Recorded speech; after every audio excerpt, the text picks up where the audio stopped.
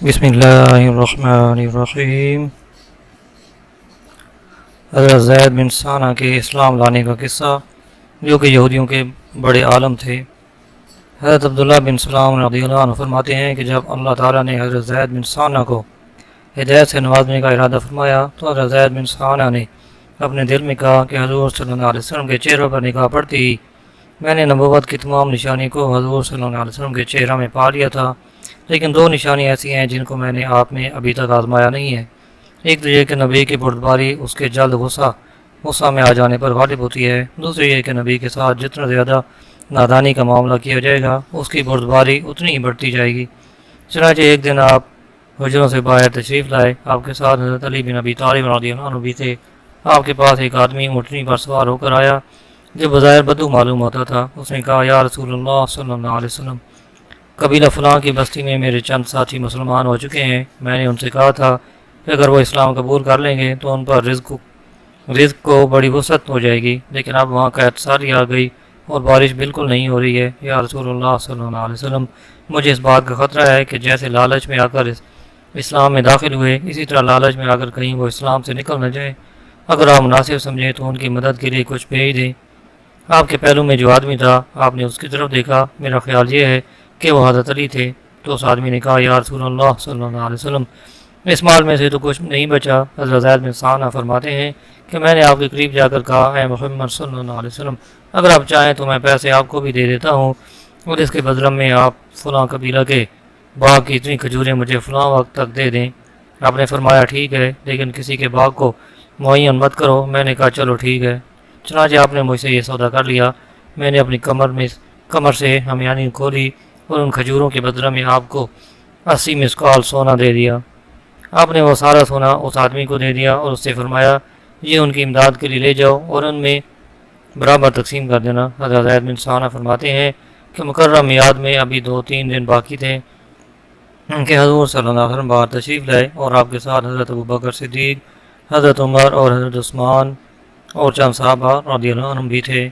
جب آپ نماز جنازہ پڑھ چکے اور ایک دیوار کے قریب بیٹھنے کے لیے تشریف لے گئے تو میں نے آگے بڑھ کر آپ کا گریبان پکڑ لیا اور غصہ والے چہرے سے میں نے آپ کی طرف دیکھا اور میں نے آپ سے کہا، او محمد صلی اللہ علیہ وسلم، آپ میرا حق کیوں ادا نہیں کرتے ہیں؟ اللہ کی قسم، تم اولاد عبد المطلب تو ٹال مٹول کرنا ہی سیکھا ہے، اور اب ساتھ رہ کر بھی یہی نظر آ رہا ہے۔ اتنے میں میری نظر حضرت عمر فاروق پر پڑی، جو غصہ کے مارے ان کی دونوں آنکھیں گول آسمان کی طرف گھوم رہی تھیں۔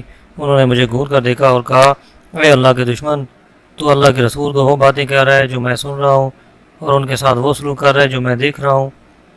اگر آپ کی مجلس کے ادب کا لحاظ نہ ہوتا تو ابھی اپنی تلوار سے تیری گردن اڑا دیتا۔ اور حضور صلی اللہ علیہ وسلم مجھے بڑے سکون اور اطمینان سے دیکھ رہے تھے۔ آپ نے فرمایا، اے عمر، مجھے اور اسے کسی اور چیز کی ضرورت تھی، مجھے تو تم اچھی طرح اور جلدی ادا کرنے کو کہتے اور اسے ذرا سلیقہ سے مطالبہ کرنے کو کہتے۔ اے عمر، انہیں لے جاؤ اور جتنا ان کا حق بنتا ہے وہ بھی ان کو دو، اور جو تم نے ان کو دھمکایا ہے اس کے بدلے میں ان کو 20 سا کھجور اور دے دو۔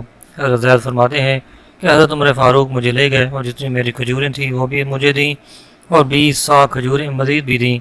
میں نے کہا، یہ زیادہ کھجوریں کیوں دے رہے ہو؟ حضرت عمر فاروق نے فرمایا کہ مجھے حضور صلی اللہ علیہ وسلم نے فرمایا تھا کہ میں نے جو تم کو دھمکایا ہے اس کے بدلے میں تم کو مزید کھجوریں بھی دے دوں۔ میں نے کہا، اے عمر، کیا تم مجھ کو جانتے ہو؟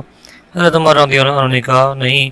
میں نے کہا، میں زید بن ثانہ ہوں۔ حضرت عمر نے کہا، وہ یہودیوں کے بڑے عالم؟ میں نے کہا، ہاں وہی۔ تو حضرت عمر فاروق نے فرمایا، اتنے بڑے عالم ہو کر تم نے اللہ کے رسول کے ساتھ ایسا سلوک کیا اور ان کو ایسی باتیں کیوں کہیں؟ میں نے کہا، اے عمر، حضور صلی اللہ علیہ وسلم کے چہرے پر نگاہ پڑتے ہی میں نے نبوت کی تمام نشانیوں کو حضور صلی اللہ علیہ وسلم کے چہرہ میں پا لیا تھا، لیکن 2 نشانیاں ایسی تھیں جن کو میں نے آپ میں ابھی تک آزمایا نہیں تھا۔ ایک یہ کہ نبی کی بردباری اس کے جلد غصہ میں آ جانے پر غالب ہوتی ہے، دوسری یہ کہ نبی کے ساتھ جتنا نادانی کا معاملہ کیا جائے گا اس کی بردباری اتنی ہی بڑھتی جائے گی، اور اب میں نے ان دونوں باتوں کو بھی آزما لیا ہے۔ اے عمر، میں تمہیں اس بات پر گواہ بناتا ہوں کہ میں اللہ کے رب ہونے پر اور اسلام کے دین ہونے پر اور محمد صلی اللہ علیہ وسلم کے نبی ہونے پر دل سے راضی ہوں، اور اس بات پر گواہ بناتا ہوں کہ میرا آدھا مال محمد صلی اللہ علیہ وسلم کی ساری امت کے لیے وقف ہے، اور میں مدینہ میں سب سے زیادہ مالدار ہوں۔ حضرت عمر فاروق نے فرمایا، ساری امت کی بجائے بعض امت کا ہو، کیونکہ تم ساری امت کو دینے کی گنجائش نہیں رکھتے ہو۔ میں نے کہا اچھا بعض امت کے لیے وقف ہے۔ وہاں سے حضرت عمر اور حضرت زید رضی اللہ عنہ حضور صلی اللہ علیہ وسلم کی خدمت میں واپس گئے، اور حضرت زید نے پہنچتے ہی اشہد ان لا الہ الا اللہ و اشہد ان محمد عبدہ و رسولہ پڑھا، اور حضور صلی اللہ علیہ وسلم پر ایمان لے آئے اور آپ کی تصدیق کی اور آپ کے ہاتھ پر بیعت کی۔ حضور صلی اللہ علیہ وسلم کے ساتھ بہت سے غزوات میں شریک رہے، اور غزوہ تبوک میں واپس آتے ہوئے بلکہ آگے بڑھتے ہوئے انہوں نے وفات پائی۔ اللہ تعالیٰ حضرت زید پر اپنی رحمت نازل فرمائے، آمین۔